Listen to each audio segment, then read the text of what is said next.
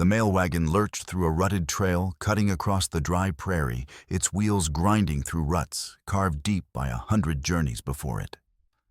Thunder muttered low over the black hills, and the sky pressed down heavy as hammered tin.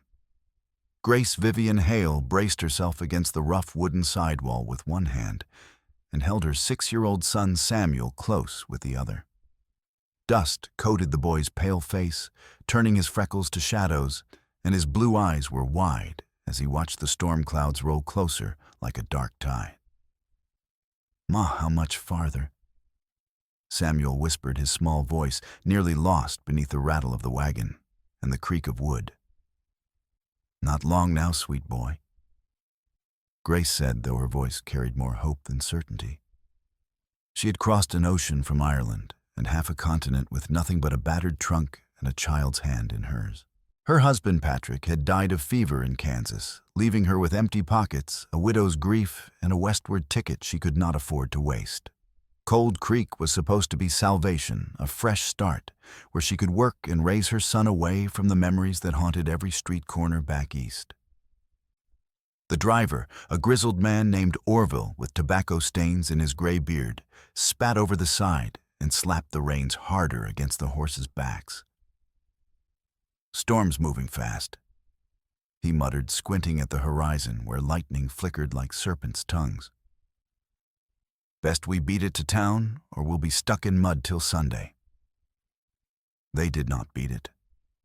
Riders exploded from the sagebrush, like devils summoned by thunder itself. 6 men on horseback with faces hidden behind filthy kerchiefs, some wearing stolen Apache beadwork across their chests and feathers tied crudely into their hatbands. Rifles gleamed dull in the fading light. Gunfire cracked sharp enough to split the air. Orville jerked backward as if punched by an invisible fist, a red bloom spreading across his chest like a grotesque flower. The reins slipped from his fingers as he toppled sideways off the seat. The horses screamed in terror and bolted, dragging the wagon straight toward a rocky wash that dropped away into shadow. Grace pulled Samuel down onto the floor and covered him with her body, her heart slamming against her ribs so hard she thought they might crack. Bullets punched through the canvas above her head, tearing ragged holes that let in dust and the acrid smell of gunpowder. She could hear the riders shouting to each other, their voices rough and eager, could smell their sweat mixing with fear and violence in the dusty air. Samuel sobbed beneath her, his small hands clutching desperately at her dress, his whole body trembling. On a distant ridge overlooking the trail, Apache warrior Sakyo had been tracking a mule deer through the scrub when sunlight flashed on metal and caught his eye. He turned his body going still the way a hunting cat goes still, and saw it all unfolding below white men dressed in stolen Apache gear, firing on a defenseless wagon, staging a raid that would be blamed on his people. His jaw tightened until the muscles ached.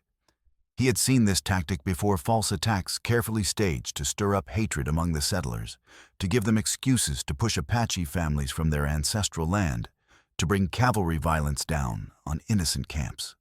This one would be no different unless someone stopped it right now. He kicked his pony into a dead run, leaning low over its neck, his rifle clutched in one hand.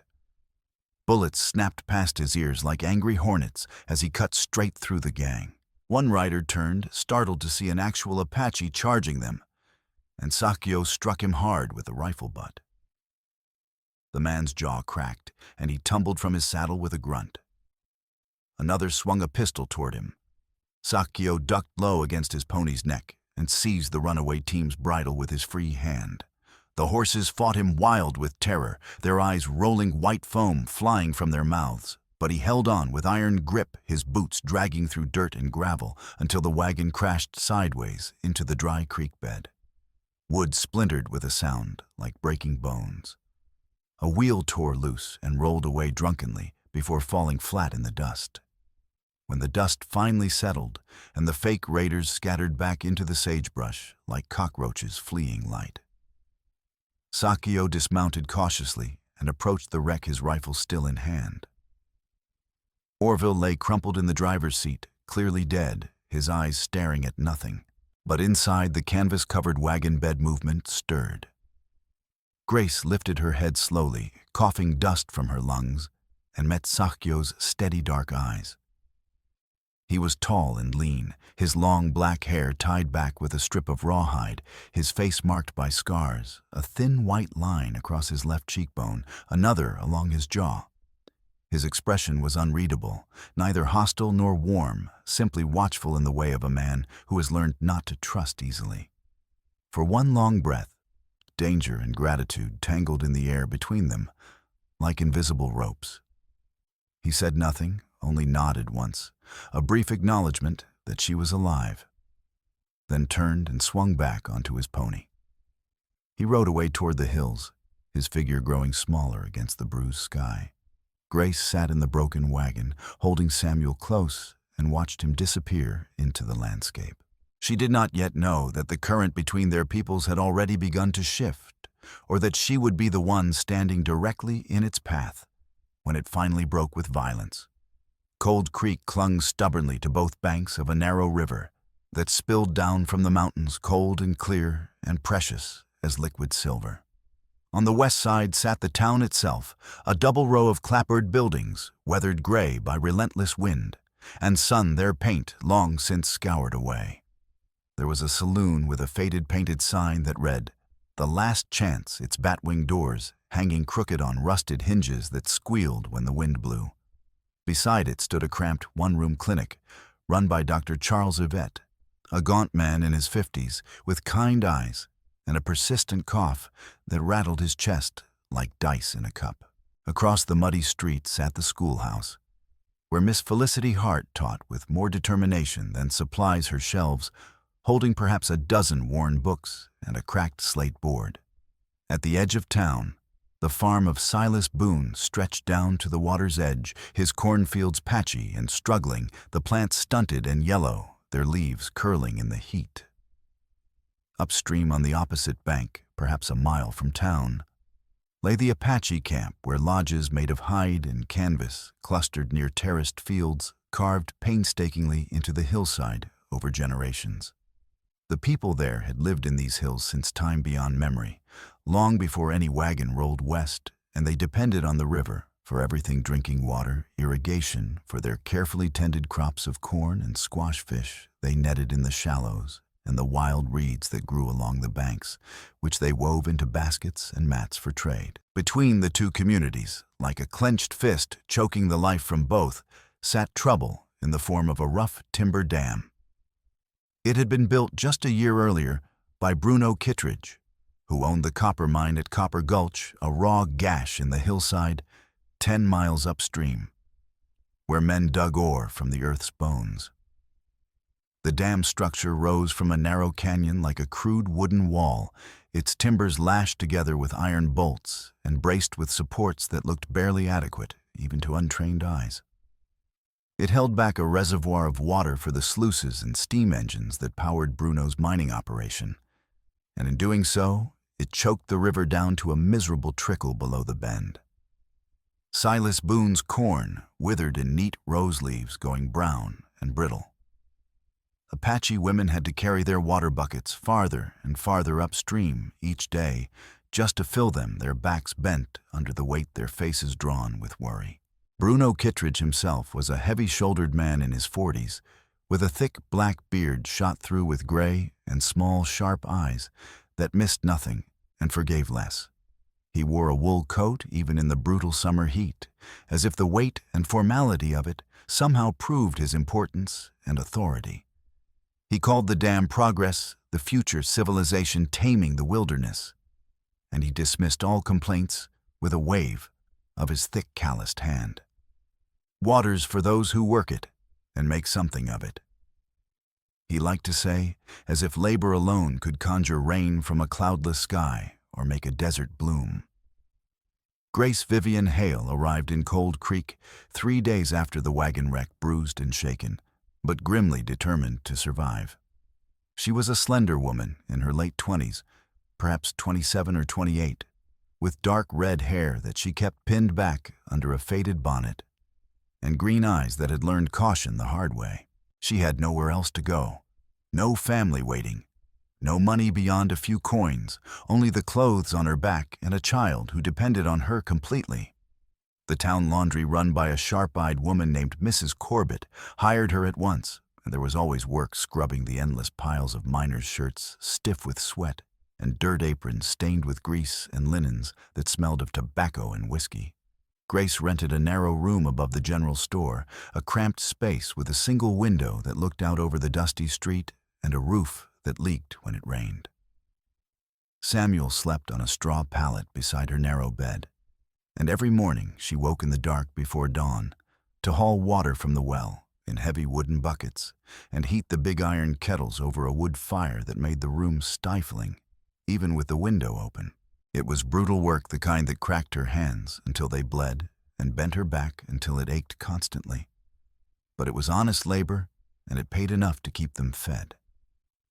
She kept her head down and her voice soft, the way widows learn to do in hard country, where men controlled the wages and a woman's reputation mattered more than justice or truth. But Grace was observant by nature, and she noticed things that others overlooked. She noticed Sakyo when he came to town every few weeks to trade pelts and hand-woven baskets at the edge of the settlement in the dusty area, where Sheriff Faithful Fred Calloway insisted the Apache had to stay if they wanted to do business. The warrior moved with a quiet confidence that set him apart from the other men who came to trade. He never hurried, never raised his voice, never seemed anxious or uncertain. But his dark eyes were always watchful, always alert, as if he saw threats and dangers that others missed. Grace remembered his hands on those runaway horses, remembered the way he had risked his own life without a moment's hesitation to save complete strangers. She wondered what kind of man did that, what values and beliefs drove such courage. She also noticed a thin Apache boy no more than 10 years old mucking out stalls at Bruno Kittredge's stables at the far end of town. His name was Taji, she learned from overhearing conversations, and he slept in the hay like an animal, his small body curled against the cold, even in summer, flinching visibly whenever Bruno or his foreman, Rough Rick, barked orders or raised a hand. Bruno claimed loudly and often that he had rescued the boy after some raid 2 winters past, taken him in out of Christian charity. But Grace could see the truth, written plainly in the way Taji moved, careful and small and silent, always trying to make himself invisible like something hunted that knows the predator is near. He was more prisoner than ward, working from dawn until well past dark for nothing more than scraps of food and the dubious shelter of a stable. The townspeople either ignored the boy completely or worse, saw him as proof that the Apache were a broken people fit only for servitude under white authority. Only Dr. Charles, who moved through the world with the quiet, weary kindness of a man who had seen far too much suffering in his life, ever paused in his rounds to give Taji a crust of bread or a soft word in passing. Every week, the river ran lower and lower. Children coughed up dust in the streets, their lungs raw and irritated. Apache women came quietly to Dr. Charles's clinic with sick babies in their arms, their faces drawn with worry and exhaustion, whispering that their fields were dying and their people were going hungry. Felicity Hart reported to anyone who would listen that her schoolhouse well was nearly dry, forcing her to carry water from the river in heavy buckets twice a day, just to give the children something to drink. Silas Boone stood in his dying fields at sunset, staring at the shriveled corn that represented his family's survival through the coming winter, and cursed the dam until his voice went hoarse and his wife had to lead him inside. The dam grew heavier with stolen water and unspoken resentment with each passing day. A wooden wall between survival and slow death for everyone downstream. And above it all, in his office at the mine, where ledgers tracked his growing profits, Bruno Kittredge counted his money and did not care who suffered or died so long as his operation continued to produce ore. Grace scrubbed shirts in her steaming kettles until her hands were raw and red, and she watched the town slowly strangle on dust and anger. She saw Sakyo's people come and go at the trading post on the edge of settlement, their expressions carefully closed and neutral. their shoulders tense with the weight of patience stretched too thin for too long. She saw Sheriff Fred Calloway try to keep the fragile peace with words that grew thinner and less convincing every day, his hand never far from the pistol on his hip, his eyes tired and worried. She saw the anger and fear building in both communities, like water behind a failing dam, pressure rising inexorably, timber groaning under the strain. And she wondered with a cold knot of dread forming in her stomach how long it would be before something finally gave way. And the violence came flooding through. The answer, as it turned out, came sooner than anyone expected. Spring thaw arrived in the mountains with sudden vengeance. Snowmelt roared down from the high peaks in torrents, turning every stream into a raging river, and the main channel into a wild, muscular thing that chewed at its banks and foamed white over the rocks. The dam groaned audibly under the immense weight, its timbers creaking ominously in the night, loud enough that people in town could hear it like the voice of something dying. Bruno Kittredge ordered his foreman, Rough Rick Delaney, to stack extra timbers on top of the spillway gates to trap even more water in the reservoir. "We got ore to wash and steam engines to run," he said flatly, jabbing a thick finger at the crude map pinned to his office wall. "I don't give a damn if their fields turn to dust and blow clean away to Kansas. That water belongs to me by legal right, and I aim to use every drop of it." Rick was a wiry man in his 30s, with a crooked nose that had been broken in too many drunken fights and a knife scar that ran from his jaw to his ear like a pale lightning bolt. He had a well-earned reputation around Cold Creek for doing whatever Bruno Kittredge paid him to do. No questions asked, no conscience involved, no hesitation. He nodded once and set to work immediately, hammering thick wooden wedges into the spillway braces, with heavy, deliberate blows, jamming them so tight that the gates could not possibly open, even when the reservoir filled to dangerous levels. But Grace noticed something odd about Rick during those tense weeks of rising water, small details that nagged at her mind. The way he would disappear from town at strange hours when most men were drinking or sleeping.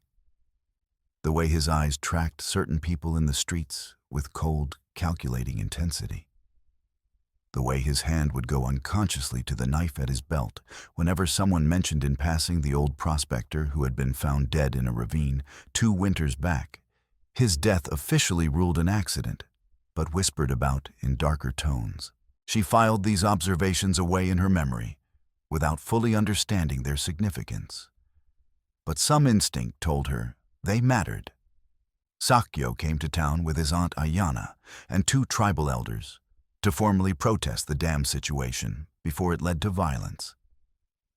Ayana was a broad-shouldered woman in her 50s, with iron-gray hair braided down her back in the traditional way, and eyes that could cut through stone and lies with equal ease. She had lost 2 sons to cavalry raids in the wars, and a husband to fever, and she did not suffer fools or cowards or liars gladly. They found Sheriff Fred Calloway outside the saloon in the late afternoon, leaning against a weathered post, watching the street with the tired, wary eyes of a man who knows trouble is coming, but cannot quite see its shape yet. "We agreed in council last year that this river stays free and shared." Sakyo said his English, careful and clear, each word chosen with precision. "Now your dam chokes it to nothing. Our fields are dying. Your fields are dying. The agreement is broken, and our people are suffering."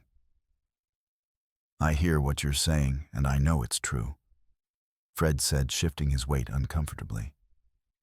"But the dam sits on Kittredge's legal claim to that land. Not much I can do unless he breaks territorial law outright." "He is breaking the law," Ayana said sharply, her voice like flint striking steel.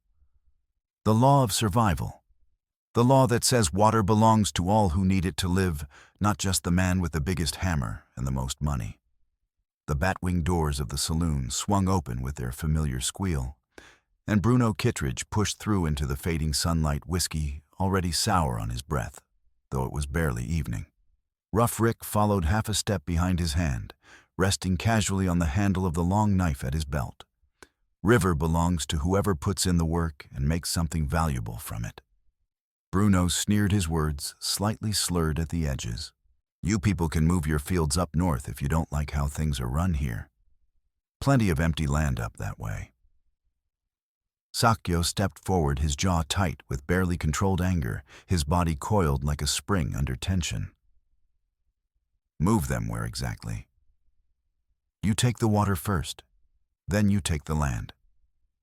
You take and you take until there is nothing left for anyone else, and then you wonder why we resist. Bruno shoved him hard, his palm striking Sakyo's chest with a meaty thud that echoed in the quiet street. Sakyo shoved back harder, his strength surprising the heavier man and nearly knocking him off balance. In an instant, the street erupted into chaos. Rick and two other miners who owed Bruno money piled onto Sakyo, fists, flying boots kicking viciously. Ayana grabbed one man by the collar with both hands and slammed him into a hitching post, hard enough to crack the weathered wood. The tribal elders shouted for calm in English and Apache, both their voices lost in the sudden roar of violence and anger. Sheriff Fred finally broke it up by firing his rifle once into the air and then slamming the butt down into the dirt with a sharp crack that froze everyone in place. Enough, everybody back off right now, or I'll lock the whole lot of you up in the cells and let you cool off till Sunday. Bruno straightened his coat with exaggerated dignity, breathing hard, his face flushed red with fury and humiliation at being pushed by an Apache in front of half the town. He jabbed a thick finger directly at Sakyo's chest. You lay hands on me again, Apache, and I'll see you hanged from the nearest tree before sunset. Don't think for 1 second I won't do it. Sakyo said nothing at all. His expression was stone, completely unreadable, but his dark eyes burned with a cold fire that made several of the watching miners take an involuntary step backward. He turned deliberately and then walked away with measured steps, Ayana and the tribal elders following in dignified silence, while the miners laughed nervously and spat in the dust and called them cowards and worse things. Grace had witnessed the entire ugly confrontation from across the street, a wicker basket of folded linens balanced on her hip. She watched Sakyo's retreating back, saw the set of his broad shoulders, the controlled fury in his movements, and felt something cold and sick settle deep in her chest. This was not over. This was not even close to over. This was barely the beginning of something that would get much worse.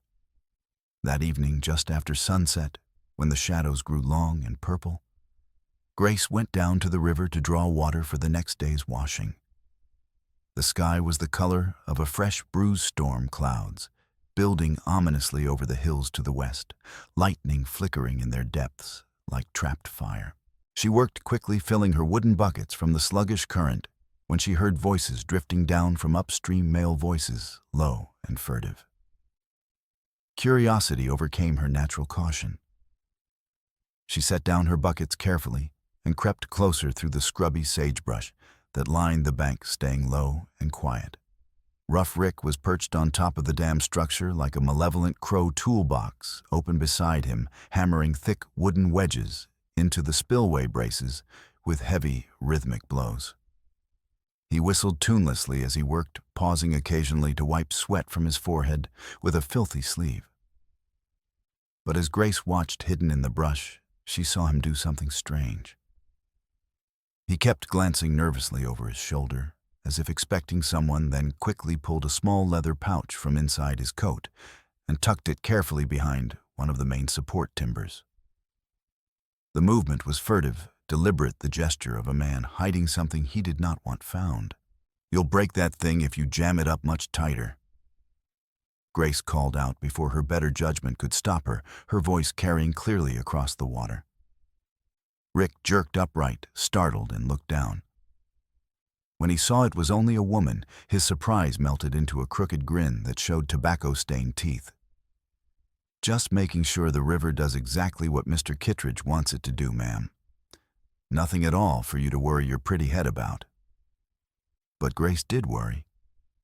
She could see the water piling up behind the dam to unnatural heights, could see the visible strain in the timbers, the way the whole structure seemed to shudder and groan with each wave that struck it. She hurried back to town as darkness fell pulse-racing with undefined dread, and found Sheriff Fred at the jail, sitting behind his scarred desk, cleaning his pistol by lamplight. She told him exactly what she had seen: the wedges, the jammed spillway, the dangerous water level, the leather pouch hidden behind the timber. Fred frowned his drooping mustache, making him look even more troubled. "Rick's an idiot and mean as a snake, but he ain't suicidal. I'll ride up and talk to Bruno first thing in the morning, make sure he ain't doing anything too foolish up there." But Fred did not get the chance to talk to Bruno that night, because the storm hit first, with the fury of something biblical. Rain hammered the town in sheets, turning the streets instantly into rivers of flowing mud that sucked at boots and wagon wheels.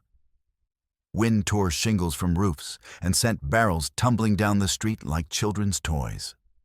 Grace barred her flimsy door and held Samuel close in the darkness, listening to thunder shake the walls hard enough to rattle the few dishes she owned, and feeling the whole building sway. Before dawn, while the storm still raged with undiminished fury, Samuel slipped quietly from his straw pallet. He had seen a stray yellow dog with sad eyes the day before, and in his child's heart he desperately wanted to find it and bring it home, to have something of his own in this strange new place. He opened the door as quietly as he could manage, so as not to wake his exhausted mother, and stepped out into the gray, dripping morning, where rain still fell steadily. Taji was already up and working in the pre-dawn darkness, mucking out stalls at the livery, as he did every single morning regardless of weather. When through the rain, he saw the small white boy wandering alone toward the river trail, calling softly for a dog that was nowhere to be seen.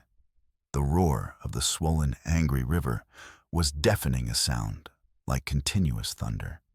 Taji's heart lurched with sudden fear.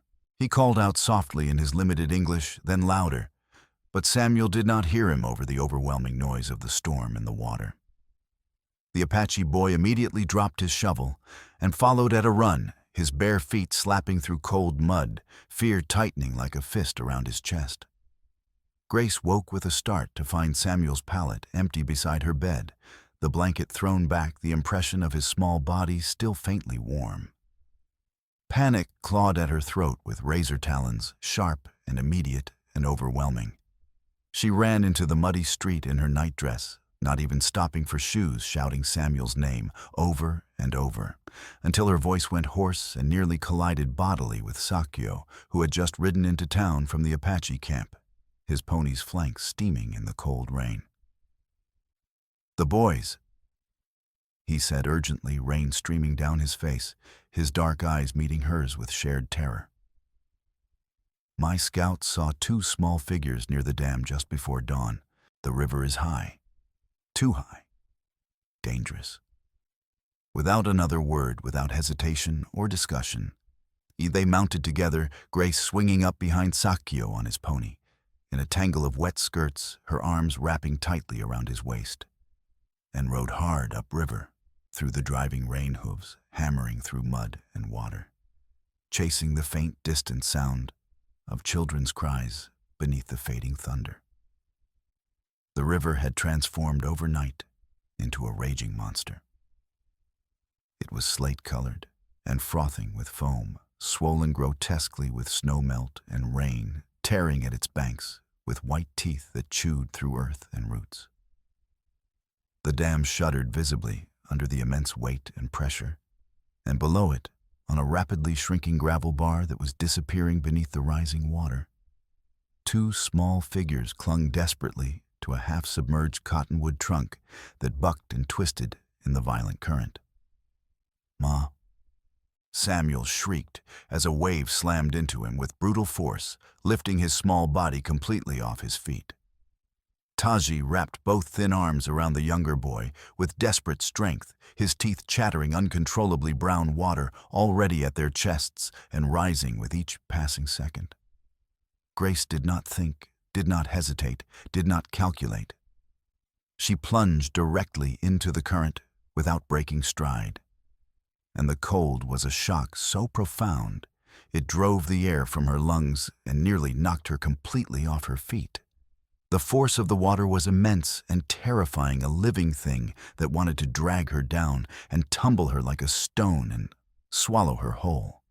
She staggered forward through sheer force of will, fighting desperately for balance on the shifting gravel, and grabbed a thick branch of the fallen tree, with one hand leaning out over the churning deadly water. She had seconds at most, maybe less. Her strength would not last long against this current. The pull was too strong, the tree too unstable, groaning and shifting beneath the relentless pressure. With icy, brutal clarity born of pure maternal instinct, she understood the terrible truth: she could only haul one child fully into her arms and onto her hip before the river tore the other away into the brown depths. Samuel's pale face was twisted with absolute terror, his blue eyes huge and desperate.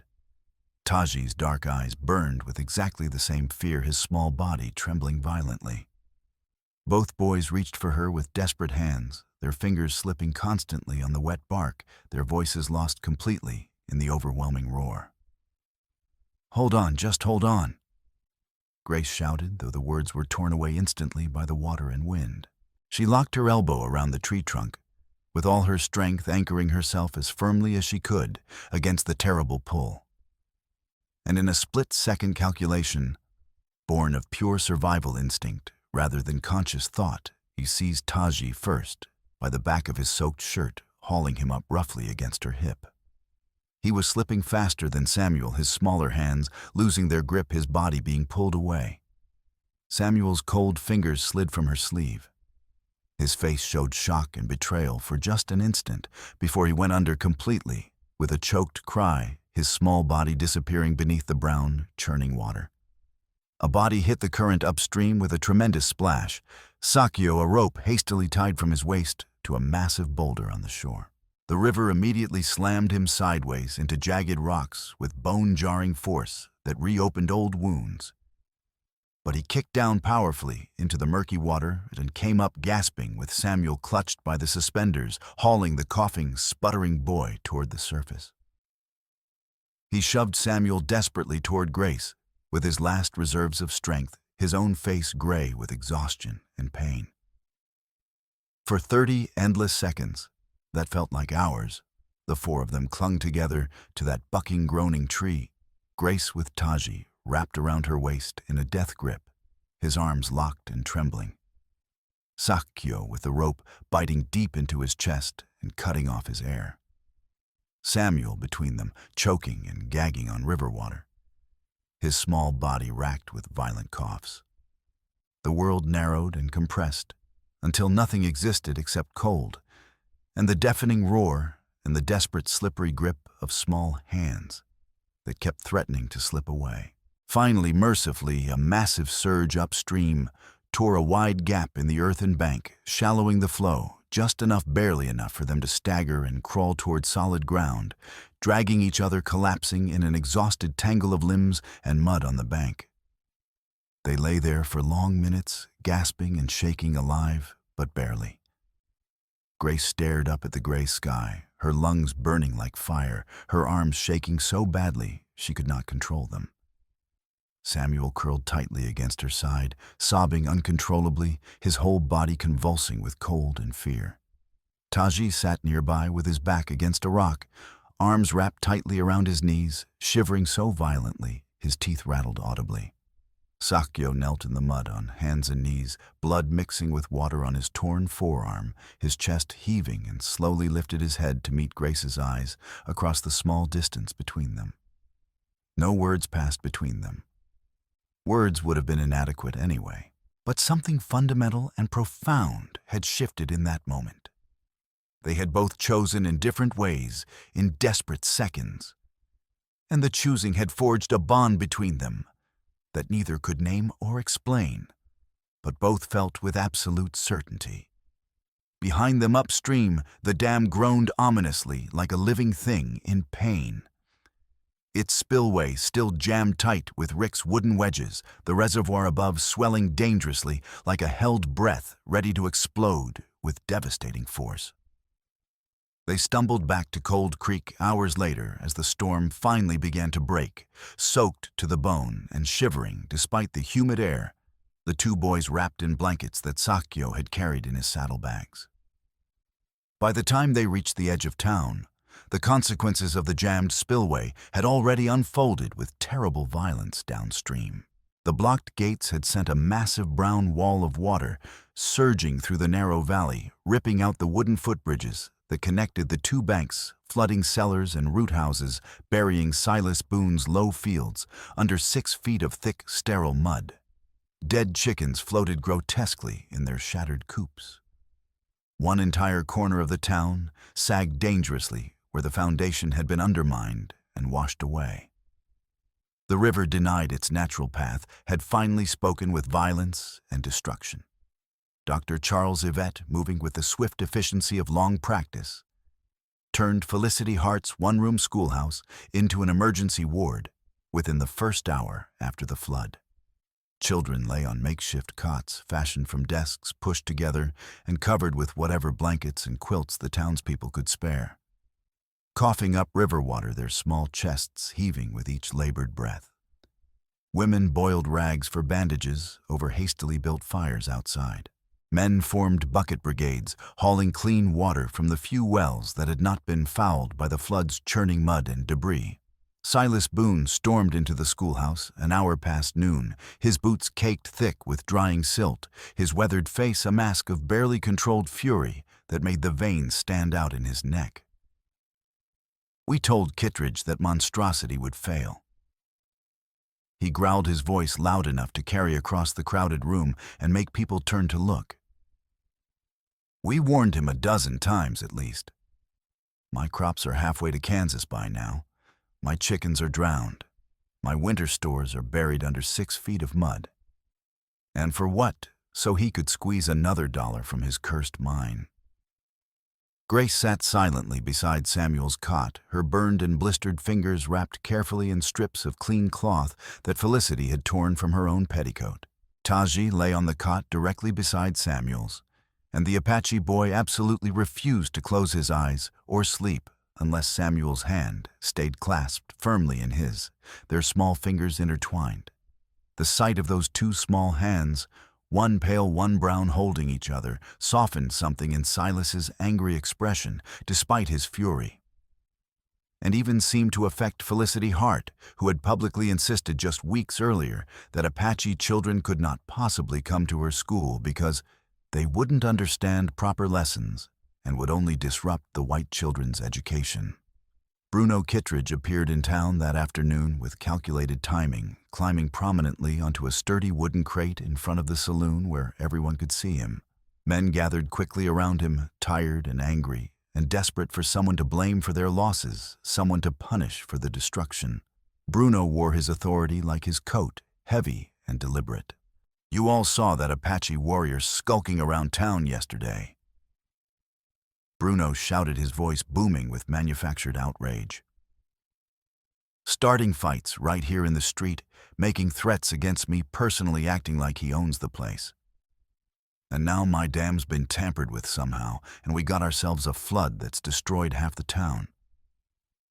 You really think that's just coincidence? I say they sabotaged it deliberate. I say this flood is on them and their people. Time we rode out there and taught them once and for all what happens when you mess with white men's property and livelihoods. Sheriff Fred Calloway stepped forward quickly, his weathered hand resting on the grip of his pistol. His voice firm but not quite loud enough to match Bruno's volume. We don't know that for certain, Bruno. Could have been the storm. Could have been bad lumber in the construction. Could have been a lot of things. You want to wait around until they finish the job and kill us all in our beds? Bruno snapped back his eyes, scanning the crowd, reading their anger and fear, and feeding it carefully like a man building a fire. His hired men, most of whom owed him wages or debts or favors, muttered their agreement in low, angry voices. I say we ride out to their camp tonight and burn it to the ground. Make sure they understand whose land this really is and who makes the rules here.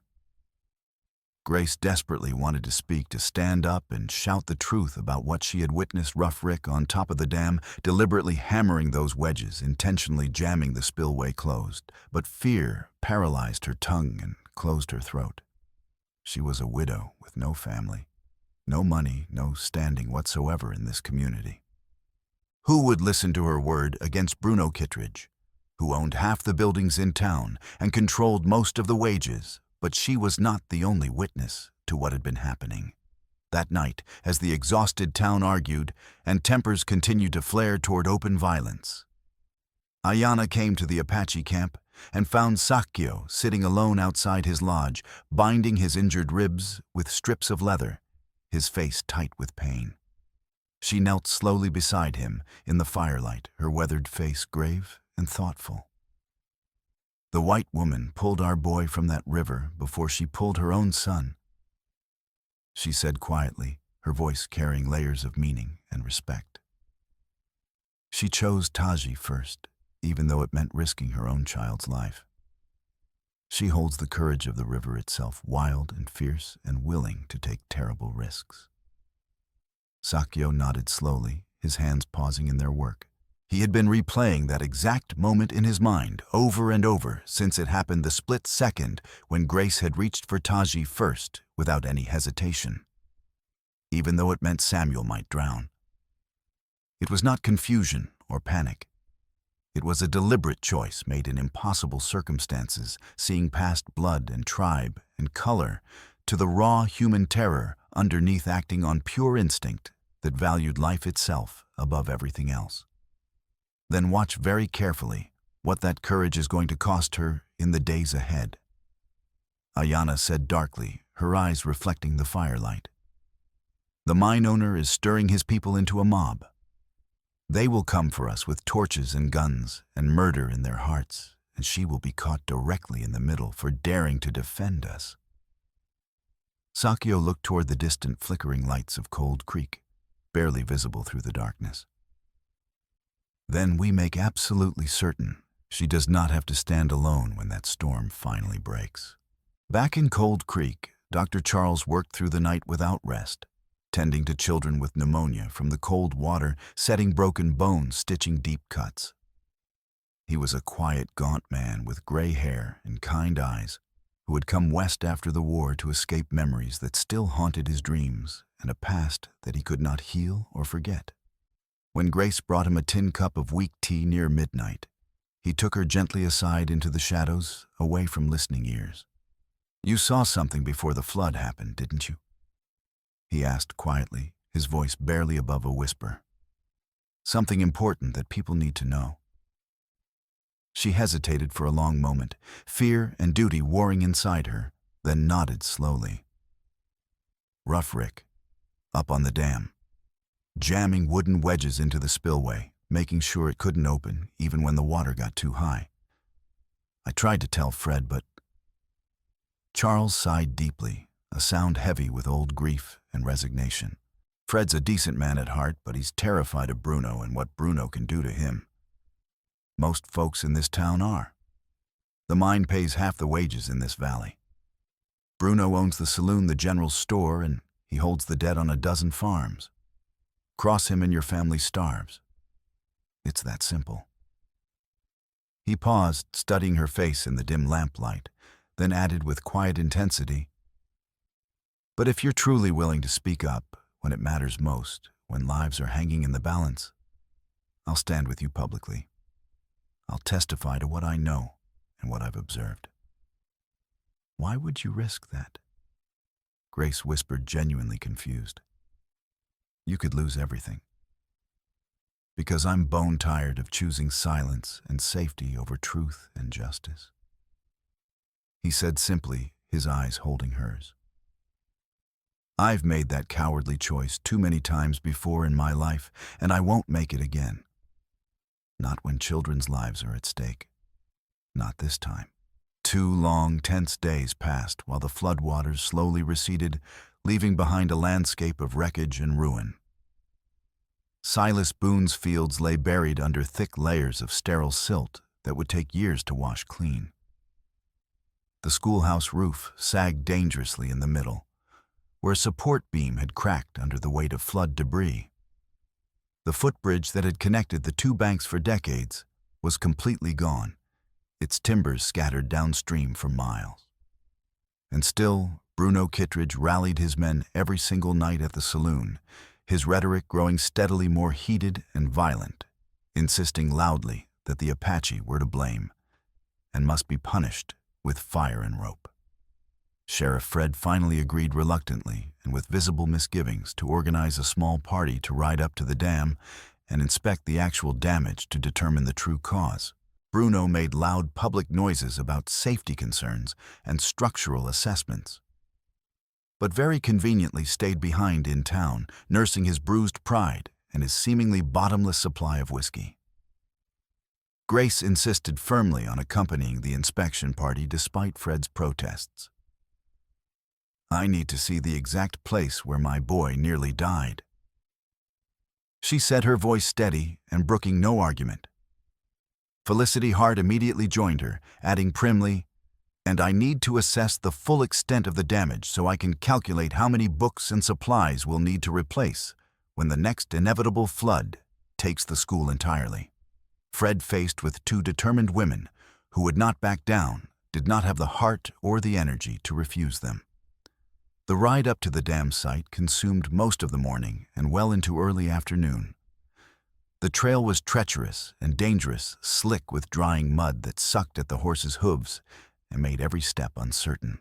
When they finally reached the narrow canyon where the dam stood, they found the massive timber structure visibly cracked in several places, but somehow, miraculously still standing upright. Water poured violently through wide gaps in the spillway, where Rick's wedges had finally given way, under impossible pressure, creating waterfalls that roared and echoed off the canyon walls. Below and slightly downstream from the dam, clinging precariously to what little remained of the steep bank, sat the collapsed ruins of a small foreman's shack that had once served as Rick's field office. One entire wall had been completely sheared away by the violence of the initial surge, exposing the interior like a grotesque dollhouse. Broken planks, smashed wooden crates, twisted metal tools, and splintered support timbers lay scattered across the muddy slope like the scattered bones of some massive beast torn apart by predators. Rick used to keep his blasting caps and work ledgers secure in there. Silas muttered, dismounting stiffly and surveying the destruction.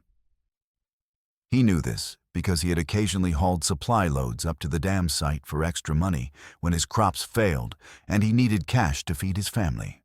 While the men stood in a loose group, arguing heatedly about structural repairs, replacement costs, and legal liability, Grace and Felicity carefully picked their way through the dangerous wreckage, their skirts dragging through drying mud, systematically dragging out bent tools, twisted oil lanterns, still slick with fuel, and finally wedged tightly beneath a massive broken beam, a heavy iron strongbox.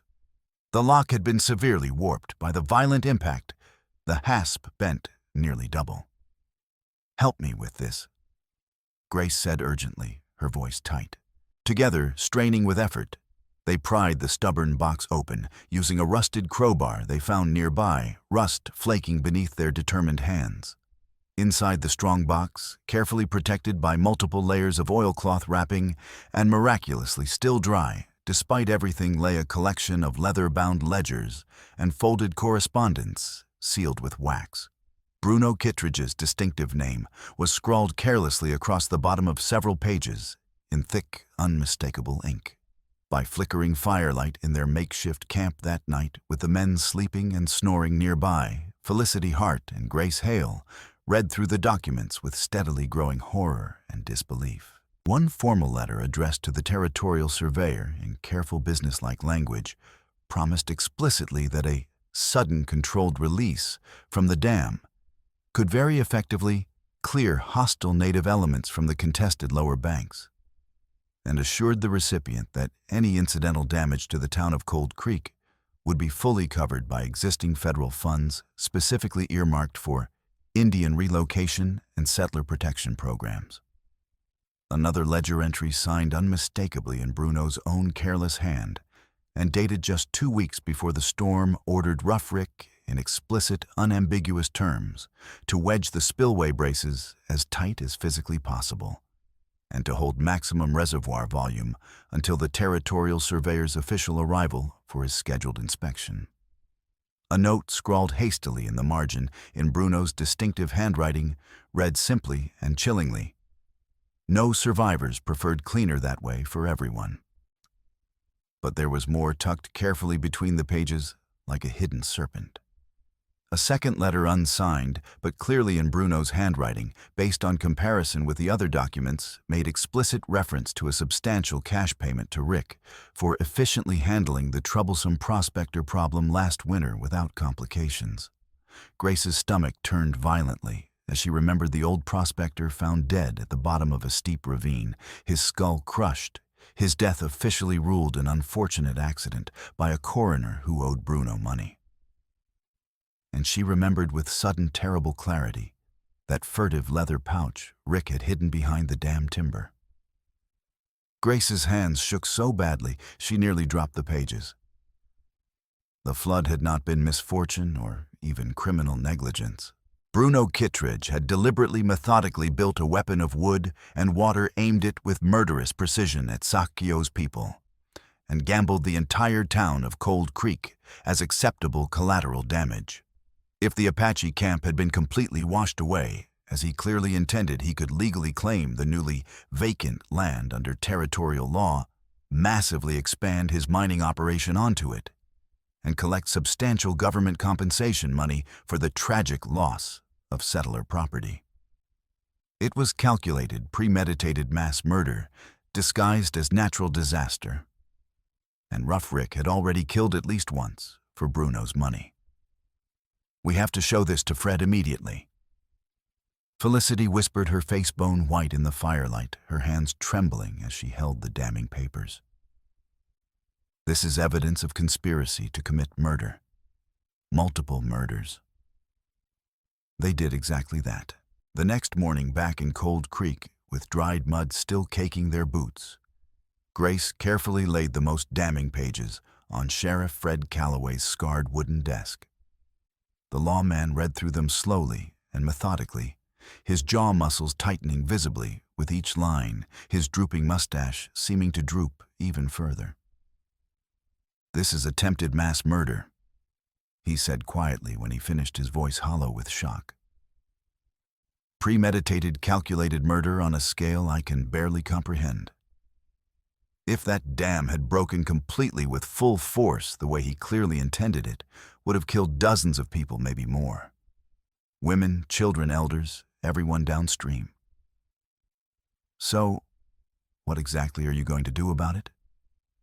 Grace asked, her voice stronger now, anger beginning to burn through the fear. Fred looked at her steadily for a long moment, and something hardened visibly in his tired eyes. Something that had been soft and defeated before, but was now resolving into steel. "I'm going to arrest Bruno Kittredge for conspiracy to commit mass murder and bring him before the territorial judge. That's exactly what I'm going to do."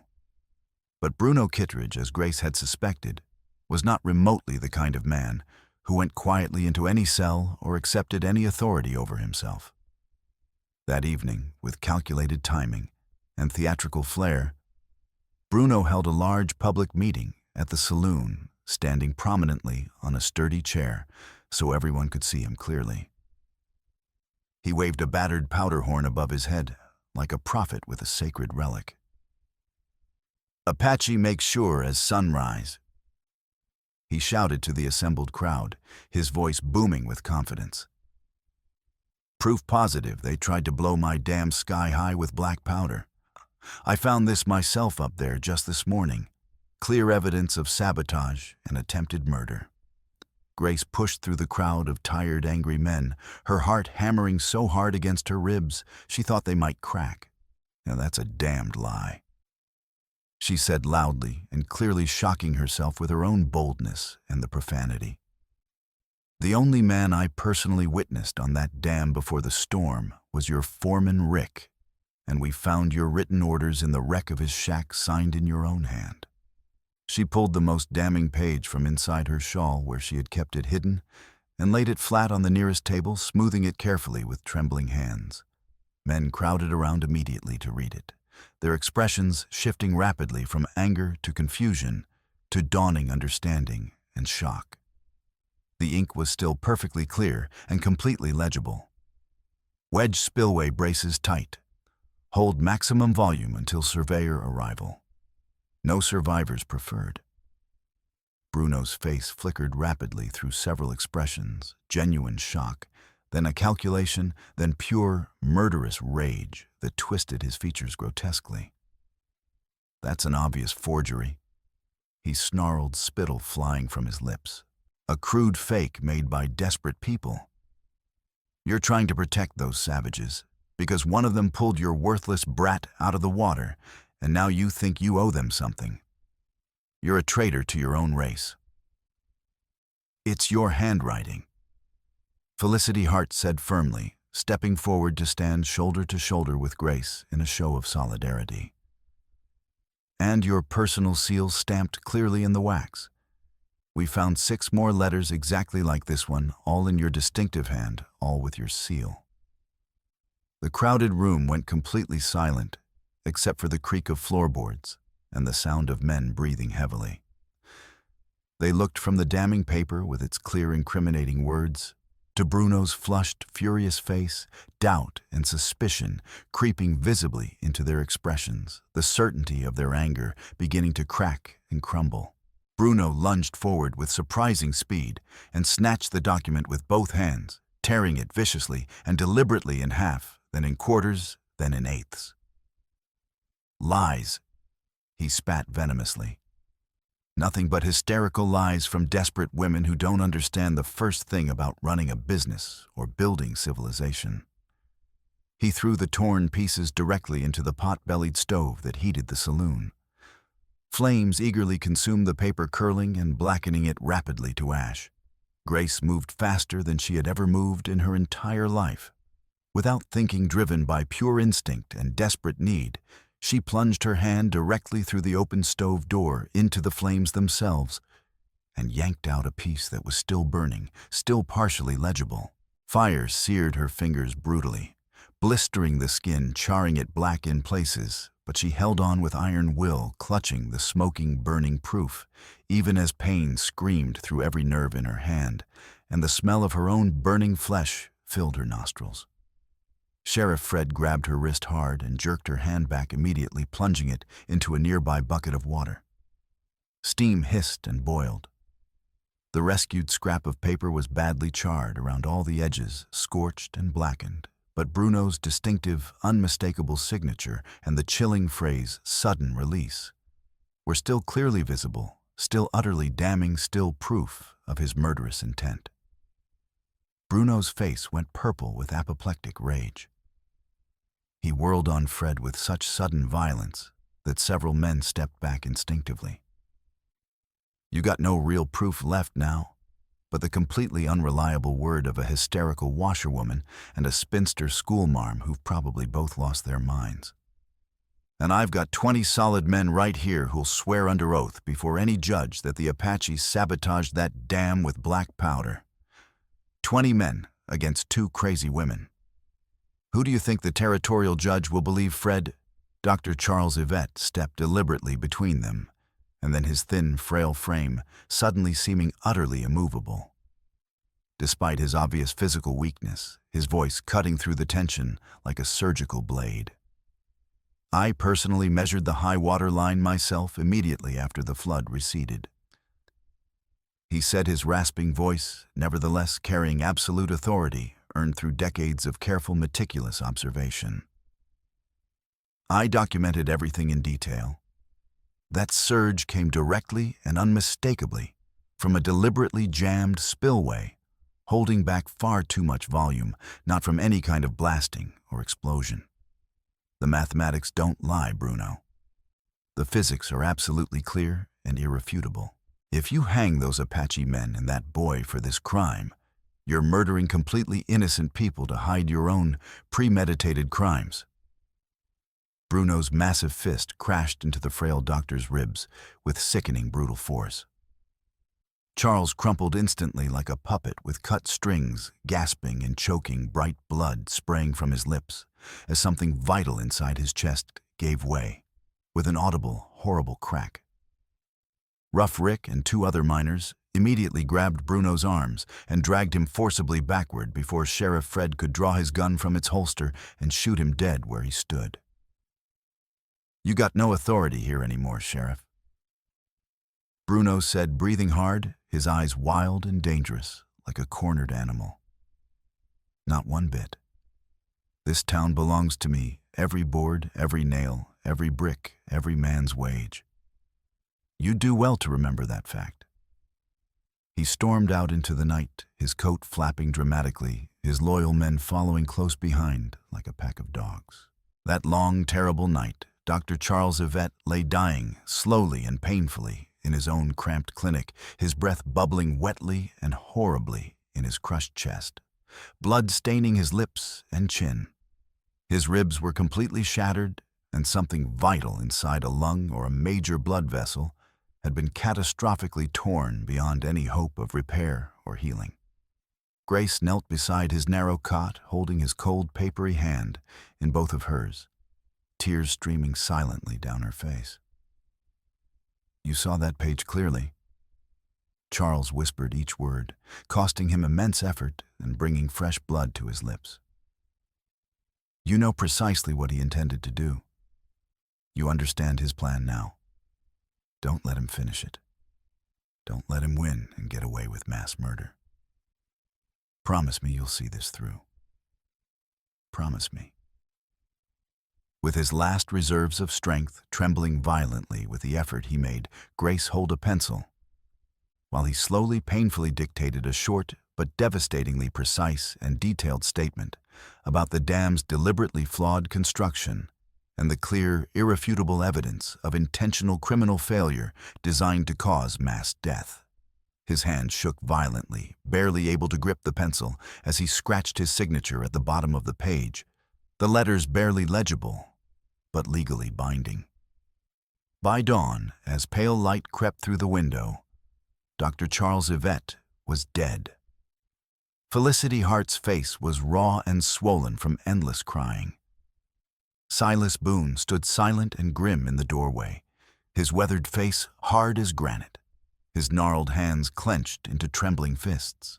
Grace, her blistered fingers wrapped in fresh bandages, looked from the doctor's cooling body to the barred window of the town jail, where Sakyo and young Taji had been locked up hours earlier on Bruno's orders, charged with sabotage, terror, and conspiracy to commit mass murder. "We're not waiting for a fair trial that will never come," Grace said, her voice flat and hard with determination. "We're taking them out of that jail tonight before Bruno uses that gallows he's building to start a war and murder innocent people in front of the whole town." Bruno Kittredge moved with brutal, methodical efficiency. By mid-afternoon, his hired men had constructed a crude but functional scaffold directly in the middle of the main street, rough timber beams lashed together with thick rope, a dangling noose swaying gently in the breeze like a promise of death and terror. They locked Sakyo and young Taji in the town's cramped stone jail, a windowless box with one barred opening and a packed dirt floor that stank of old fear and urine. Bruno barged into Sheriff Fred's small office with 6 heavily armed men crowding in behind him, and their guns openly displayed their intentions crystal clear and unmistakable. "Hang them both at first light tomorrow," Bruno demanded flatly, his voice brooking absolutely no argument. "Make it public. Make it memorable. Make sure every Apache within 50 miles hears about it. Their people will think twice before they ever touch my property again." Fred held up the charred, partially burned scrap of ledger that Grace had rescued from the flames at such terrible cost. "This document says clearly that you personally ordered that dam choked deliberately. Looks to me like your greed and murderous intent broke it, not Apache sabotage." Bruno snatched the fragile paper from Fred's hand, and threw it directly into the office stove again, without the slightest hesitation. This time, Grace was not there to save it. The flames consumed it completely and utterly, within seconds leaving only fine gray ash. "You've got no proof whatsoever now," Bruno said with cold finality and a cruel smile. "Just wild, hysterical accusations from unreliable sources, and the highly questionable word of a dead drunk doctor who everybody knew was losing his mind." He meant Dr. Charles, whose medical reputation Bruno had been quietly and systematically poisoning for weeks with carefully planted rumors about incompetence, alcoholism, and mental instability. Fred's hand moved instinctively toward his pistol, but 6 gun barrels immediately swung to point directly at his chest in unison.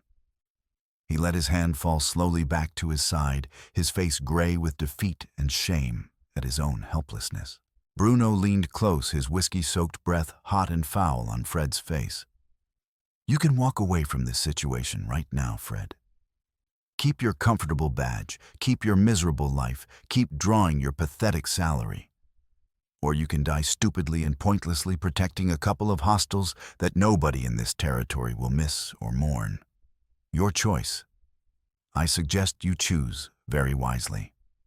Fred said nothing at all. His silence felt like complete surrender, like the final death of justice itself in Cold Creek. That night, in the cramped back room of the general store, lit only by a single guttering candle that cast dancing shadows on the walls, Grace Hale, Felicity Hart, and Silas Boone gathered in desperate council.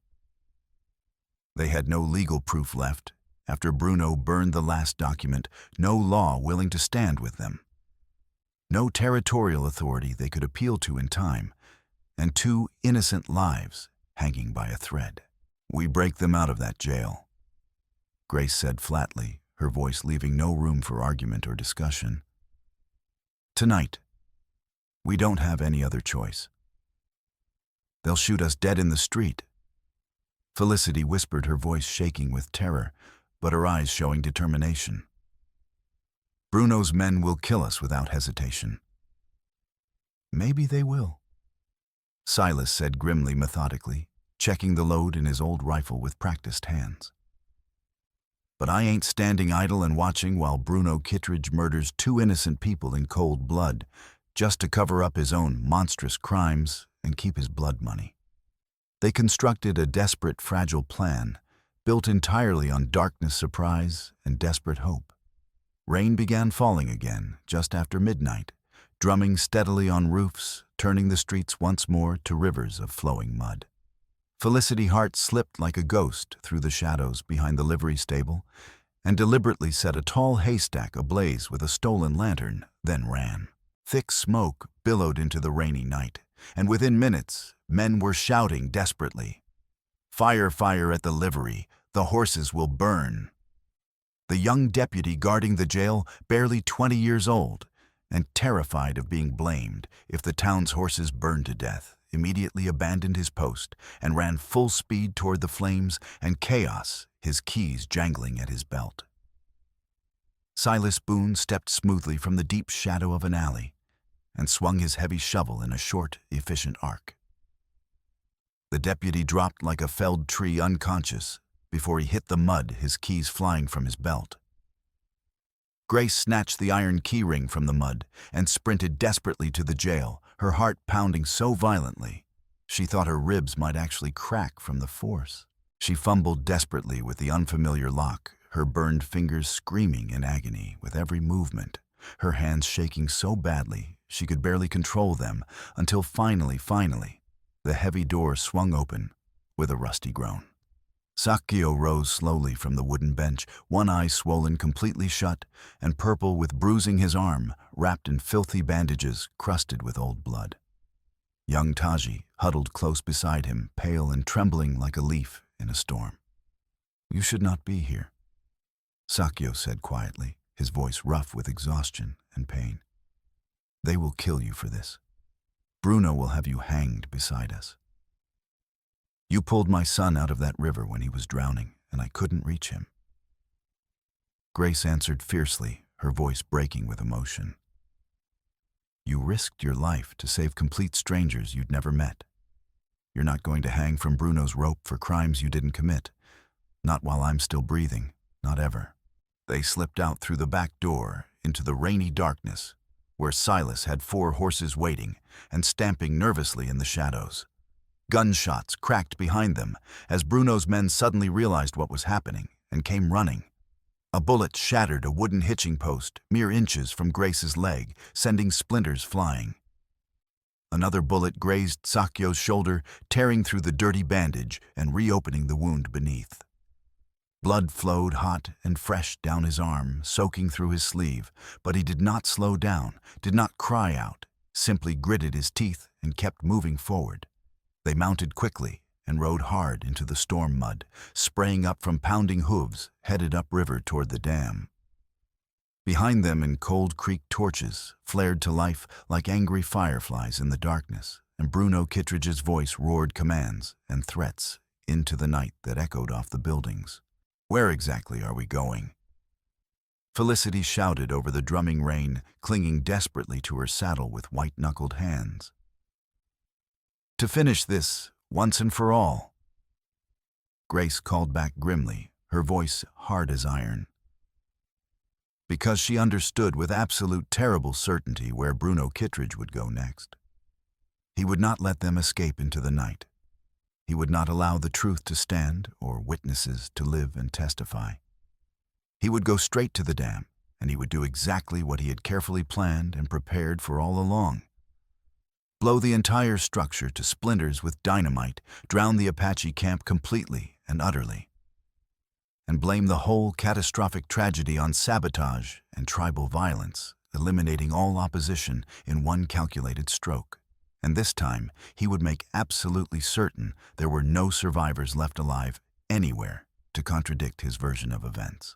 The storm hammered them mercilessly as they rode desperately through the pitch darkness, cold rain lashing their faces like tiny knives, lightning splitting the black sky with brilliant white cracks that illuminated the treacherous trail for brief, terrifying moments. The narrow path wound steadily upward through the canyon, toward the dam, slick with flowing mud that sucked at the horses' hooves and made every single step dangerous and uncertain. Grace's horse stumbled badly twice, nearly throwing her both times, and each time she hauled it back to its feet through sheer desperate will, ignoring the agony in her burned hands. Samuel and Taji clung together desperately to Silas Boone's saddle, the grizzled farmer hunched protectively over them, like a living shield, his body taking the worst of the rain and wind. Felicity Hart rode beside Sakyo, who swayed dangerously in his saddle, growing steadily weaker by the minute, as blood continued to drip steadily from his reopened wound, leaving a dark trail behind them in the mud. Behind them, visible whenever lightning flashed across the sky, Bruno Kittredge and his hired men came on like a storm of pure vengeance, their torches streaming fire despite the driving rain, guns glinting wetly in the intermittent flashes of light. They reached the dam just as the eastern sky began to pale toward a gray, lightless dawn. The massive timber structure loomed above them in the dimness, black and jagged and ominous, against the sky water roaring violently through the cracks in the damaged spillway, with a sound like continuous, deafening thunder. Lightning flashed brilliant white, and in that single moment of harsh illumination, Grace saw them with perfect clarity. Bruno Kittredge and Rough Rick standing prominently on top of the dam itself, methodically stacking wooden crates along the main support timbers with practiced efficiency. Dynamite. More than enough explosive to blow the entire massive structure into splinters and send a wall of water 20 feet high roaring down the canyon. Blow it at first light. Bruno shouted over the roar of water and storm, his voice carrying down to where Grace and her companions crouched desperately behind massive boulders at the canyon's edge. Wash those Apache lodges and fields completely clean off the map like they never existed. The territorial authorities will come crawling to me on their knees, begging for help rebuilding, and I'll own this entire valley twice over when I'm done. Every single inch of it will be mine. Rough Rick struck a wooden match, cupping it carefully against the wind and rain with both hands. The small flame hissed and sputtered, but caught, then raced eagerly along a long, snake-like fuse that wound sinuously toward the nearest crate of explosives stacked against the main support. Grace and Sakyo exchanged one brief glance. In the darkness, no words needed or even possible over the roar. They moved together with desperate synchronicity, pure instinct and determination, replacing any need for planning or discussion. Sakyo slid silently down from the rocks and onto the narrow wooden catwalk that ran precariously along the dam's water-facing side. His boots finding uncertain purchase on wet, slippery planks. Grace followed immediately, without hesitation, her skirts catching and tearing on sharp splinters, her boots slipping dangerously on the slick wood.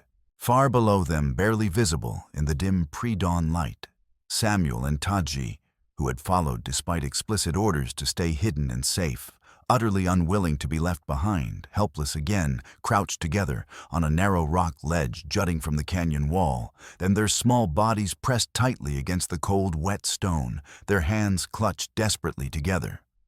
Grace reached the top of the dam, first her burned hands grabbing rough wood despite the screaming pain, and stomped down hard on the burning fuse with her boot heel. Sparks died and hissed beneath the pressure smoke curling up. Rough Rick spun toward her with shocking speed, a long knife already gleaming in his scarred hand, his face twisted with rage and bloodlust, and he lunged directly at her exposed throat. Sakyo dropped from a support beam directly above like a falling stone, his full weight slamming into Rick with tremendous force. The two men crashed together violently onto the slick planks and immediately grappled desperately, rolling dangerously close to the edge, where the drop yawned dark and deadly. Rick's knife flashed again and again, in the growing light slashing wildly, cutting through cloth and skin. Sakyo's wounded arm hung nearly useless at his side, blood flowing freely, his strength fading rapidly with each passing second. Rick drove his thumb viciously and deliberately into the torn shoulder wound, grinding deep into raw flesh. Sakyo's vision exploded with white-hot stars of pure agony.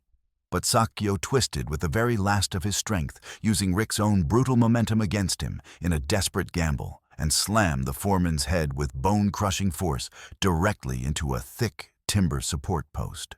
Rick's eyes rolled back, showing nothing but white, and he collapsed like a puppet, with suddenly cut strings, unconscious, or dead blood streaming from his smashed skull. As Rick fell, a small leather pouch tumbled from inside his coat, the same one Grace had seen him furtively hide on the dam before the flood. It hit the planks and split open, spilling gold coins that gleamed dully even in the dim light. Coins stamped with dates 2 winters past, the old prospector's missing gold. Physical proof of murder lying there, gleaming in the rain. Grace spun around, gasping for air, just as Bruno Kittredge emerged from behind a stack of mining equipment on the far side of the dam. He had a heavy pistol gripped in one meaty hand, and with the other, he had somehow seized young Samuel by the collar, dragging the terrified, struggling boy roughly to the very edge of the dam, where the drop fell away into churning darkness and death. Bruno pressed the cold gun barrel hard against Samuel's small ribs, his finger white with pressure on the trigger. "Drop that rifle right now, Apache," he snarled, spittle flying from his lips. "You and that interfering witch step back slowly, or I swear to every saint in heaven that this river gets her whelp. I'll put a bullet in his guts and throw his screaming body over the edge myself and watch him drown." Sakyo froze utterly, his rifle still clutched desperately in his one good hand, his chest heaving with exhaustion and pain. Rage and cold calculation warred visibly in his dark eyes, but the angle was impossible. Any shot risked hitting the boy. Grace took one careful step forward, her hands raised and empty in a gesture of surrender, her voice as calm as she could possibly force it to be. "Let him go, Bruno. It's finished. It's over. You've lost everything." It's over when I say it's over, and not 1 second before. Bruno spat his eyes wild with the desperation of a cornered animal watching its empire crumble to dust. You think you can ruin me? Destroy everything I built with my own hands. I made this valley from nothing. I own every board, every nail, every drop of water, every inch of dirt. It's mine by right of work and will and strength. You built your empire on lies, theft, and murder. Grace said, her voice cold as the river below them. And it's going to bury you in the mud where you belong. Bruno's thick finger tightened visibly on the trigger. Samuel whimpered, tears streaming down his pale face, his small body trembling. Last warning, Bruno growled. This is your last chance. Then young Taji moved with sudden decision. He and Samuel had been crouched, forgotten, and overlooked near a pile of loose repair timbers stacked at the edge. And in that single desperate moment, the Apache boy caught Samuel's eye.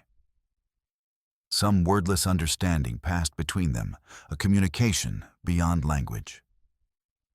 Together, moving as one with the perfect coordination of brothers, the two boys shoved a heavy loose timber off the edge of the dam.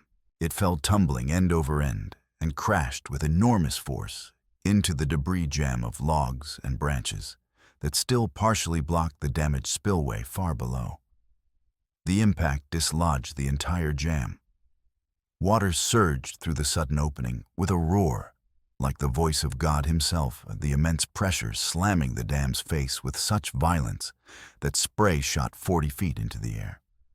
The entire massive structure shuddered and groaned like a living thing in its death throes, timbers screaming in protest. Bruno staggered backward, his heavy boots sliding on planks suddenly slick with spray, his iron grip on Samuel loosening. The boy twisted like an eel, broke free with desperate strength, and ran toward Grace's outstretched arms. Bruno slipped his feet, going completely out from under him. He fell hard onto his back and slid toward the edge. His thick hand caught desperately at a dangling rope part of the rigging. Rough Rick had used earlier to lower the dynamite crates into position, and his fingers closed around it with the grip of pure animal terror. The rope went taut with an audible twang, jerking tight, leaving him swinging helplessly in open air above the churning, foaming drop, 20 feet below his legs, kicking frantically at nothing but empty space. "Pull me up," he screamed, his voice raw with genuine fear and the terror of impending death. "Pull me up right now. Do it, or when I get up there, when my men arrive, I'll see every single one of you dead. I'll hang your children. Pull me up now." Sakyo grabbed the rope with his one good hand, his muscles immediately screaming in protest, his torn shoulders sending bolts of white-hot agony through his entire body with each heartbeat. The rope bit deep into his palm, slick with rain, and his own blood mixing together. Bruno's considerable weight dragged him inexorably toward the edge, inch by terrible inch. His boots skidded on wet planks, finding absolutely no purchase. At that precise moment, Grace spotted movement from the corner of her eye, another fuse, one that Sakyo had not seen in all the chaos and violence, spitting bright sparks and racing with terrible speed toward a second crate of dynamite wedged tightly against the main spillway gate. The fuse was short, very short. Seconds, not minutes. Maybe 5 seconds, maybe less. She lunged for it desperately, her burned fingers already screaming before she even touched anything, and her boots slipped treacherously on spray-soaked wood. Her body tipped forward uncontrollably, tilting over the edge into empty air and death. One hand clawed frantically at the wet planks, fingernails breaking, while the other stretched out desperately for the hissing, sparking fuse that burned inches beyond her reach, the sparks racing toward the dynamite. For one single eternal heartbeat that seemed to stretch into forever, Sakyo stood frozen between two impossible choices. He held Bruno Kittredge's life literally in his left hand, the rope cutting deep into his palm, the man's weight pulling him steadily toward death. And Grace's life hung suspended before him, her body tipping over the edge, the fuse burning down, toward an explosion that would kill them all and send a wall of water down to destroy the valley and drown his people in their sleep. He could not save both. The rope was slipping steadily through his grip, wet and slick with blood. The fuse was burning too fast, sparks showering. Time had compressed into a razor's edge a single impossible choice that would define everything.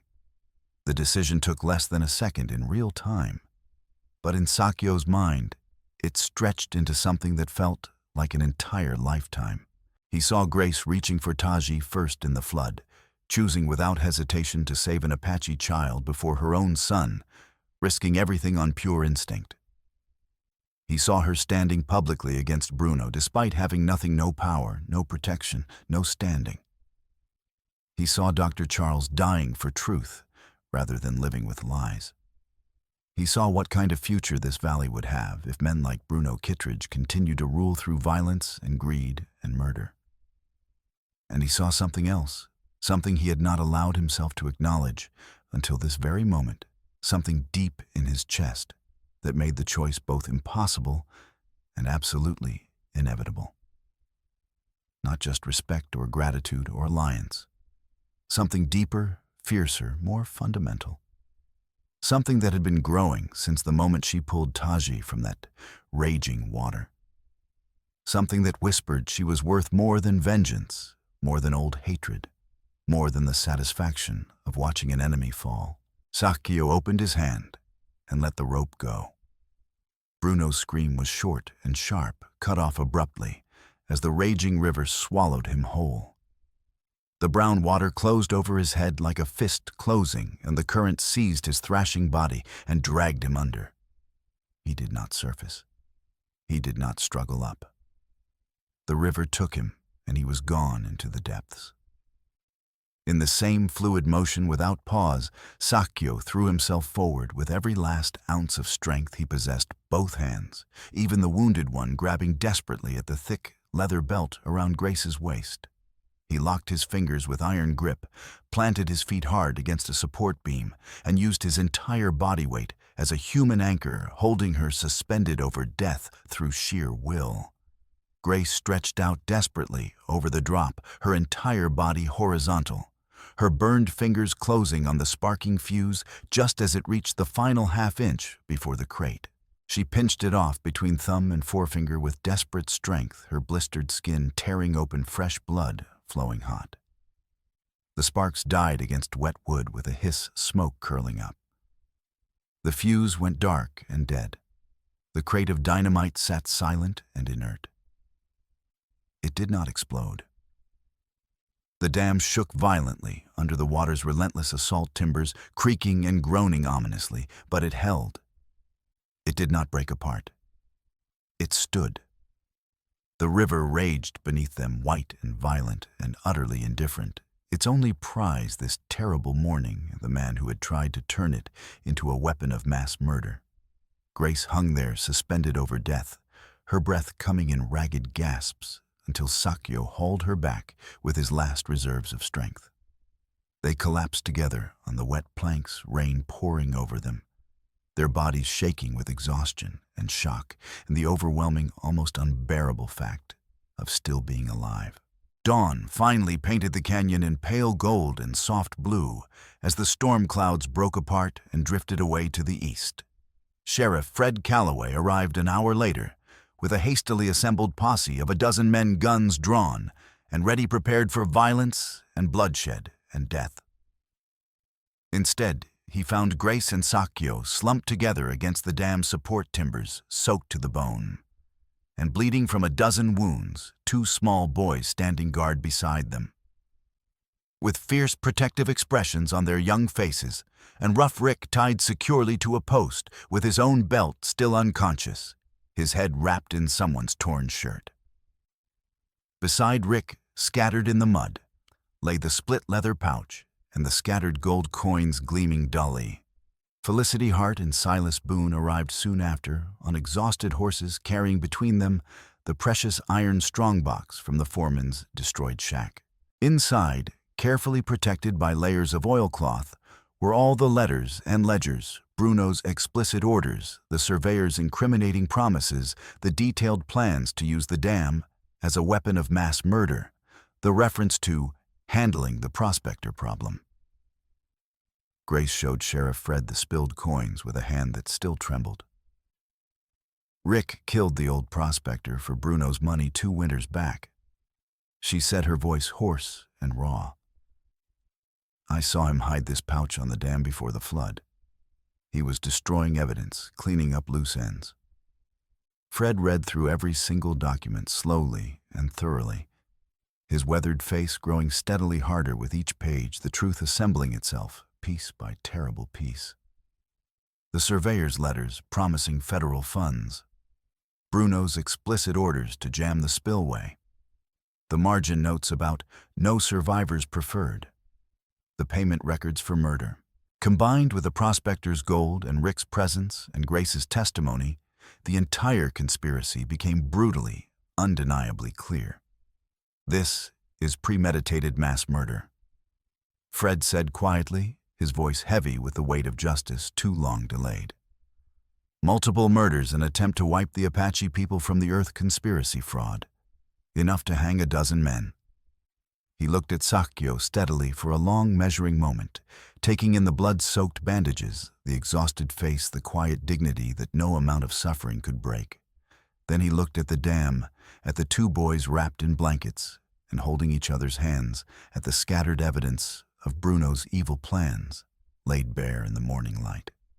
Bruno Kittredge died attempting to blow his own dam and frame the Apache people for terror and murder. Fred said slowly, each word deliberate and carefully chosen for the official record. That's the complete and total truth that leaves this canyon. That's what goes in my official report to the territorial governor and into the court records.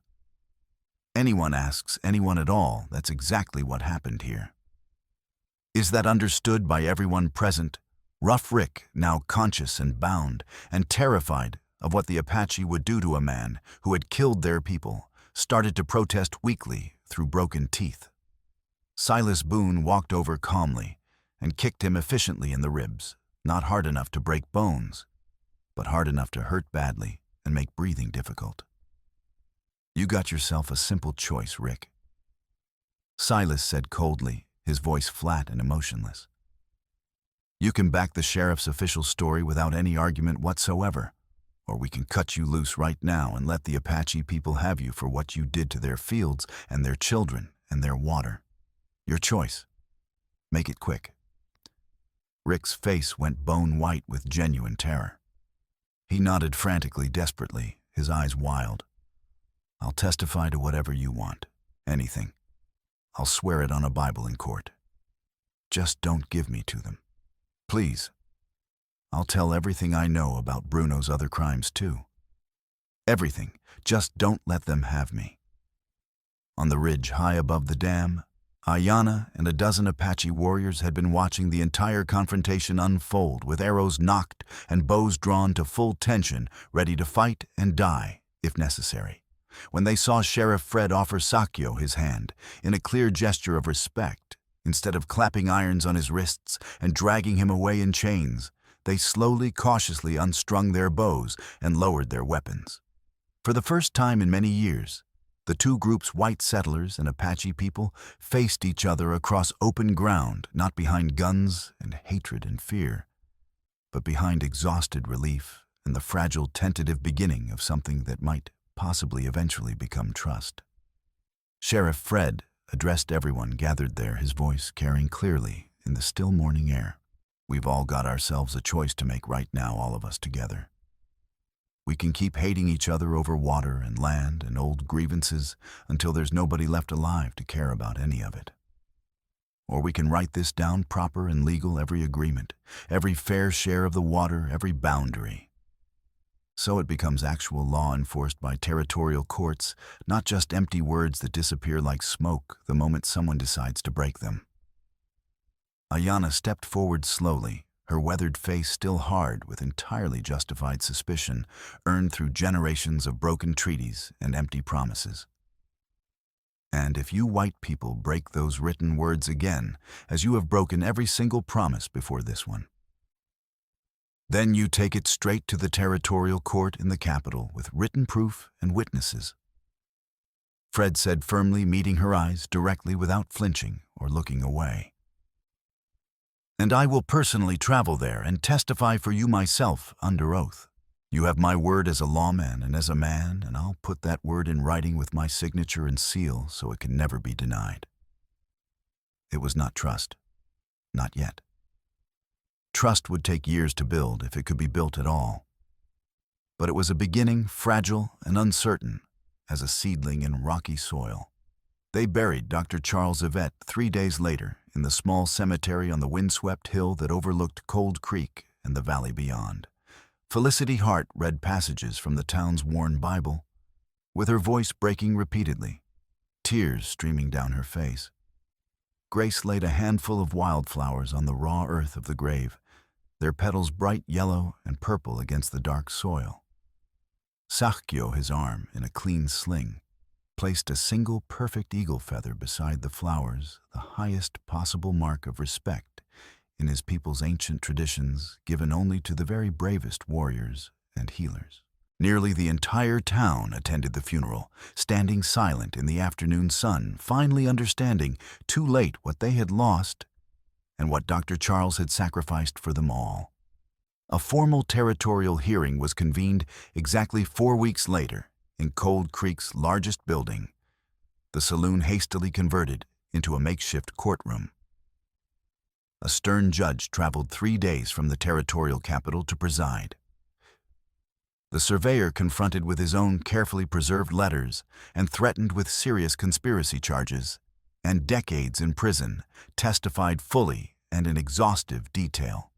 He confirmed that Bruno Kittredge had deliberately planned to use the dam as a monstrous engine of destruction to clear Apache land through murder disguised as natural disaster, then claim the newly vacant territory under territorial law, and collect substantial federal relocation funds meant to help displaced families.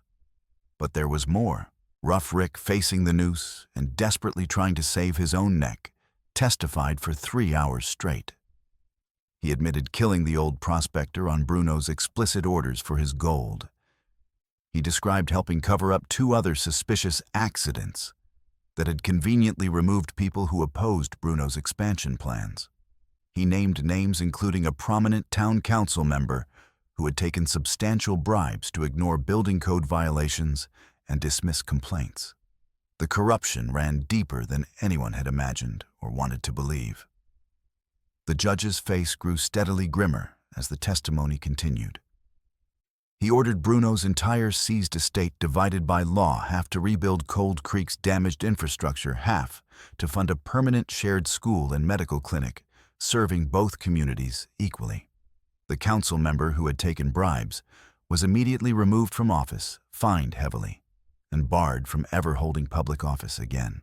Written contracts, legally binding and enforced by territorial law, formally divided the river's flow with mathematical precision, 1/3 to the reorganized mining cooperative that took over Bruno's operation, 1/3 to the town and farming families, 1/3 to the Apache fields and families. The new footbridge spanning the river was formally dedicated in a ceremony as Two Sons Crossing. Samuel Hale and Taji walked across the fresh-cut planks together, hand in hand, their small boots leaving the very first prints on the new wood. While both communities' white settlers and Apache families watched and cheered, the sound echoing off the canyon walls and filling the valley, Grace stood beside Sakyo on the riverbank, her scarred hand resting naturally on his arm, their bodies close. The burns on her fingers had healed slowly into shiny pink scars that would mark her forever. His shoulder still ached deeply whenever storms approached. They were both permanently marked by what they had survived together. In the weeks of recovery and rebuilding, something profound had shifted between them. Grace had chained Sakyo's infected bandages when fever threatened his life, sitting beside him. Through long, delirious nights, her cool hands on his burning forehead, her voice reading to him softly from the Bible when he could not sleep. He had taught her patiently to read tracks in the dirt, to find edible plants that white settlers overlooked, to see and understand the land as his people had done for countless generations. They had not spoken explicitly of what lay between them and the deep current pulling them steadily together, but it was there, in every glance, every accidental touch that lingered a moment too long, every moment of comfortable silence that needed no words to fill it. When Sakyo began preparations to move his people to their traditional summer grounds, high in the mountains, where the air was cool and game was plentiful, he came to Grace's narrow room above the general store one evening. She was folding laundry with practiced efficiency, her scarred hands moving in familiar patterns. "We leave at dawn tomorrow," he said quietly from the doorway. She nodded without looking up, her hands suddenly still on the cloth. "Samuel will miss Taji terribly. They've become inseparable. Taji will miss Samuel just as much. They are brothers now, in all ways that matter." Silence stretched between them like a held breath, thick with everything unspoken, heavy with possibility and fear and hope, all tangled together into something neither could quite name. "Come with us," Sakyo said finally, the words quiet, but absolutely firm. "You and Samuel both. Come to the summer camp in the mountains." Grace's hands stilled completely. She looked up at him, slowly seeing the careful hope burning in his dark eyes, the vulnerability he was allowing her to see for perhaps the first time. "For how long?" she asked carefully, her voice barely above a whisper. "However long feels right to you. A week if that's all you want. A season. Longer if you choose. However long your heart tells you to stay." She thought of the narrow, cramped room with its single window, looking out on dust and strangers. She thought of the endless piles of dirty laundry, the scalding water that cracked her hands, the careful, polite distance of a town that still fundamentally saw her as an outsider, a woman alone with no male protection. She thought of Samuel's genuine, unguarded laughter when he played with Taji of Ayana, patiently teaching her to tan deer hides and weave baskets of sitting beside Sakyo in the firelight, while he carved intricate patterns into wood. And she mended torn clothing, and neither of them felt any need to fill the companionable silence with empty words. She thought of his hand opening and letting go of that rope, choosing her life over vengeance and satisfaction, and the death of an enemy. She thought of how her heart had not stopped racing since that moment, how something fundamental had changed in her chest when she watched him make that impossible choice. "I'll need to pack our things," she said simply, her voice steady. The next morning, as the sun rose golden over the eastern hills, Grace Hale and her son Samuel rode out of Cold Creek with Sakyo's band. Grace rode behind Sakyo on his steady pony, her arms wrapped around his lean waist, feeling the rhythm of his breathing, the warmth of his body against hers. Samuel rode proudly with Taji in Silas Boone's borrowed wagon, which was loaded with seed corn farming tools and supplies bound for the Apache fields as gifts and trade goods. Felicity Hart stood at the very edge of town, tears streaming freely down her face, but a genuine smile lighting her features, waving until they disappeared completely from sight around the bend. Sheriff Fred tipped his hat respectfully, his face showing approval.